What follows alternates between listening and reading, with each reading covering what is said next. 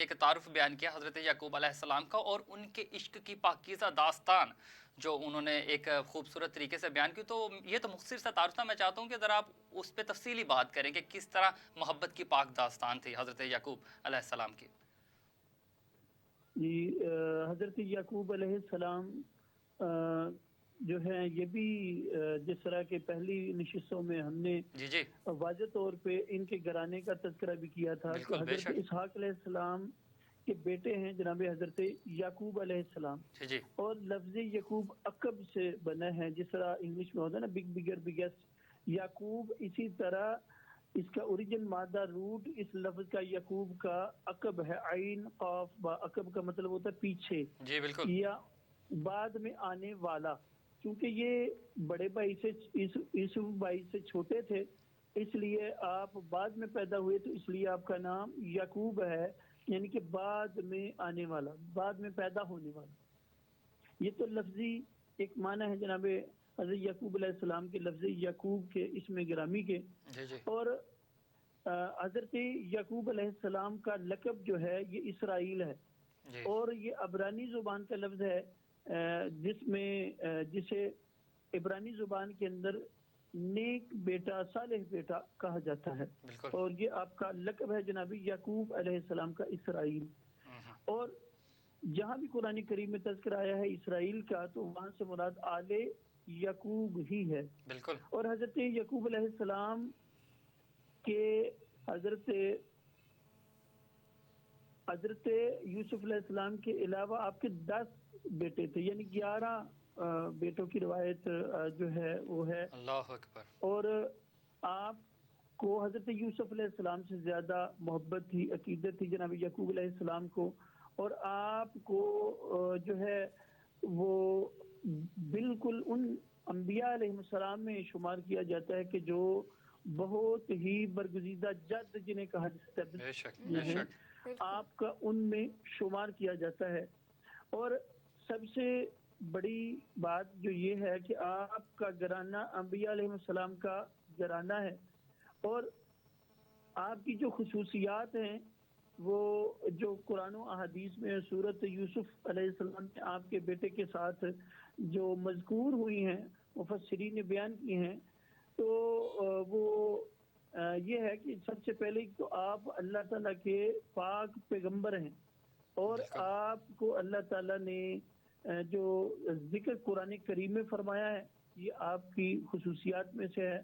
اور آپ بہت بڑے اللہ تعالیٰ پر توکل رکھنے والے برگزیدہ بندے تھے. اور ساتھ ساتھ انبیاء علیہ السلام کے آپ تربیت یافتہ ہیں. اور آپ کو سب آپ کا تذکرہ اور جناب یوسف علیہ السلام کا تذکرہ جب سورۃ یوسف میں اللہ تعالیٰ نے بیان فرمایا تو بیان فرمانے کے ساتھ ہی فرمایا احسن القصص، یعنی سب سے بہترین واقعات. تو آپ کی باتوں کو اللہ تعالیٰ نے سب سے بہترین باتیں کہا ہے جناب یعقوب علیہ السلام. سبحان اور اللہ. جناب یوسف علیہ السلام کی آپ کے ساتھ جو والہانہ عقیدت تھی جی وہ بڑی بے مثل و بے مثال ہے. اگر ہم دیکھتے ہیں تو جناب یعقوب علیہ السلام کو فطرتاً جناب یوسف علیہ السلام سے محبت تھی. بالکل. اور جب یوسف علیہ السلام خواب دیکھتے ہیں اور خواب کے اندر یہ دیکھتے ہیں، نظارہ کرتے ہیں کہ ان کو جو 11 ستارے ہیں سجدہ کر رہے ہیں، بالکل. ایک سورج اور ایک چاند جو ہے ان کو سجدہ کر رہا ہے. تو جناب یعقوب علیہ السلام سے وہ عرض کرتے ہیں کہ ابا جان آج میں نے یہ عجیب خواب دیکھا ہے. سارا خواب سننے کے بعد جناب حضرت یعقوب علیہ السلام فرماتے ہیں کہ بیٹا یہ خواب اپنے دوسرے بھائیوں کو نہ سنانا، وہ کہیں تمہیں نقصان نہ پہنچا دے.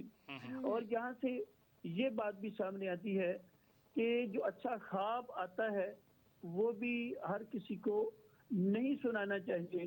کیوں کہ حضور سید عالم صلی اللہ علیہ وسلم کا فرمان ہے کہ ہر ذی نعمت حسد کیا جاتا ہے، یعنی جس کو اللہ تعالیٰ نے بہت زیادہ آسائشیں، سہولیات، نعمتیں دی ہوں، وسعتیں دی ہوں، کھانے میں، تجارت میں، صحت میں، تو اس سے لوگ ان سے حسد کرتے ہیں. بالکل. تو لہٰذا اگر یہ خدشہ ہو کہ فتنہ بڑھے گا تو اس خواب کو، اس راز کو چھپا کر ہی رکھنا چاہیے. یہ اور دیکھیں کہ جناب یعقوب علیہ السلام اپنے بیٹے کی تربیت پا رہے ہیں کہ اے بیٹا خواب نہ سنانا، حسد کی وجہ سے تم سے تو ہمارے بھائی. تو حسد جو ہے یہ بہت ہی ایک برے، اور یہ جو جسم کے اندر چھپی ہوئی دل کی بیماریاں ہیں، ان کو کہا جاتا ہے باطنی بیماریاں، چھپی ہوئی جن کا تعلق دل سے ہے، جو ظاہر نہیں ہوتی.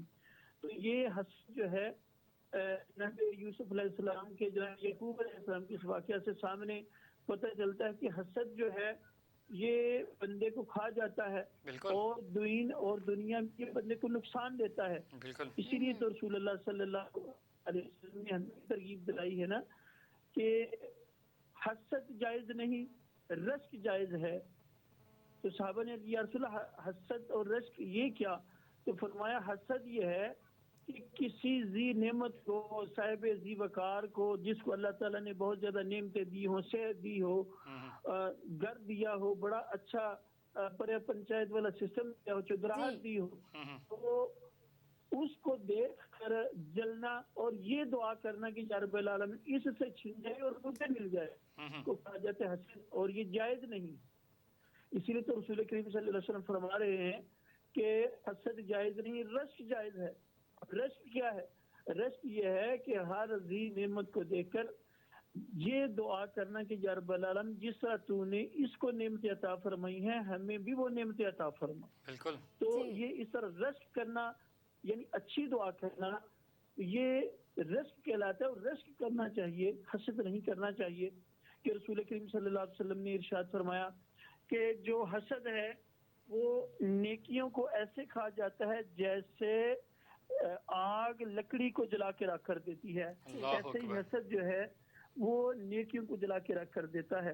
تو ہم آتے ہیں حضرت یعقوب علیہ السلام، جو آج کا ہمارا موضوع ہے، کہ حضرت یعقوب علیہ السلام نے یوسف علیہ السلام کو بھائیوں سے جو دور رہنے کا کہا کہ وہ تمہیں نقصان پہنچائیں گے. تو جناب یوسف علیہ السلام جو ہے جب انہوں نے پھر اس راز کو ظاہر کیا تو پھر وہ جان پہ بھی ان کے بن پڑی. اور روایت میں آتا ہے کہ پھر جب ان کے بھائیوں نے، سورۃ یوسف میں ہے کہ ان کے بھائیوں نے جب پلاننگ کر لی یوسف علیہ السلام کے خلاف، کے باپ جو ہیں وہ جناب یعقوب علیہ السلام سب سے زیادہ محبت جو ہے وہ جناب یوسف سے کرتے ہیں. تو یہ ان کو ہی کرتے ہیں والد کی توجہ کہ ہم مرہون منت، ہم منظور نظر بن سکے. لہذا المقصد انہوں نے پلاننگ کی، پلاننگ میں وہ کامیاب ہوئے اور ارادہ کیا کہ پہلے ارادہ کیا کہ قتل کر دے، پھر ارادہ کیا کہ کنویں میں پھینک دے. پھر ایک کافر آیا جا کے انہوں نے بیچ دیا. اور پھر حضرت یوسف علیہ السلام ایک روایت کے مطابق 33 سال اور ایک روایت کے مطابق 80 سال تک جناب یعقوب علیہ السلام سے جدا رہے. اور پھر جب آپ کو بیچ دیا گیا تو پھر آپ کے ہاتھ پہ جو ہے وہ وقت کے جو بادشاہ نے اسلام قبول کیا، پھر آپ کو اللہ نے عزت دے دی، آپ کو نبوت سے سرفراز فرمایا. اور پھر وہ وقت جو خواب دیکھا تھا ایک روایت کے مطابق 33 سال بعد اور ایک روایت کے مطابق 80 سال بعد جناب یعقوب علیہ السلام اپنے بیٹے جناب یوسف علیہ السلام سے ملتے ہیں. اور پھر وہ جو خواب آیا تھا کہ 11 ستارے سجدہ کر رہے ہیں اور ایک چاند اور ایک سورج سجدہ کر رہا ہے. اور اس طرح پھر حضرت جناب یوسف علیہ السلام کا خواب پورا ہوتا ہے.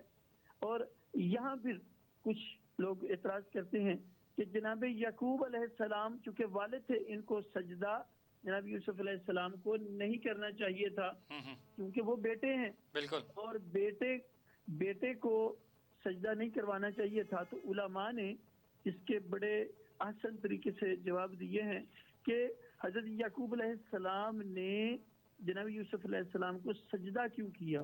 تو علماء نے ایک ریزن، ایک وجہ یہ بیان فرمائی ہے کہ یہ اصل میں سجدہ جو ہے یہ اللہ تعالیٰ کو تھا. جناب یوسف علیہ السلام کو یہ سجدہ نہیں تھا، بس یوں ایک سمجھا گیا کہ جناب یوسف علیہ السلام قبلہ ہیں اور صرف رخ کرنے کا ذریعہ ہیں، سجدہ جو ہے وہ حقیقت میں اللہ تعالیٰ کو ہی ہے۔ بالکل بالکل بے ایک تو اس شک۔ کا جواب علماء نے یہ دیا ہے، اور دوسرا جو جواب دیا ہے علماء نے کہ یعقوب علیہ السلام ہر لحاظ سے جناب یوسف علیہ السلام سے اعلیٰ ہیں، چونکہ والد ہیں، اور جناب یوسف علیہ السلام کو سجدہ اس لیے کیا کہ جو دوسرے بھائی ہیں وہ پہلے ہی جناب یوسف سے نفرت کرتے ہیں، تو کہیں وہ سجدے سے انکار نہ کر دیں۔ ان کے آر کو، ان کو شوق اور ذوق دلانے کے لیے جناب یعقوب جی علیہ السلام نے سجدہ کیا ہے تاکہ دوسرے بھائی بھی آسانی سے سجدہ کر سکیں۔ اور تیسرا جو جواب ہے وہ محدثین نے یہ دیا ہے کہ یہ وہی نبی ہیں، جناب یعقوب علیہ السلام بھی اور جناب یوسف بھی نبی ہیں، تو اگر ایک نبی دوسرے کو اللہ تعالیٰ کی اطاعت، اللہ تعالیٰ کے اشارے، اللہ بالکل تعالیٰ کی رضا کے لیے اگر ایسا کرتا ہے تعظیم سجدہ، تو اس کے اندر بھی کسی قسم کی کوئی قباحت نہیں ہے۔ یہ جناب آپ وقت کے پیش نظر جو جناب حضرت یعقوب علیہ السلام کا تذکرہ آپ کی گوش گزار کیا ہے، اور جناب یعقوب علیہ السلام جو ہیں یہ اللہ تعالیٰ ہیں، اور ان کے جو دوسرے بیٹے ہیں حضرت یوسف علیہ السلام کے علاوہ جو 10 بھائی تھے، ان کے بارے میں اختلاف پایا جاتا ہے کہ وہ نبی تھے یا ولی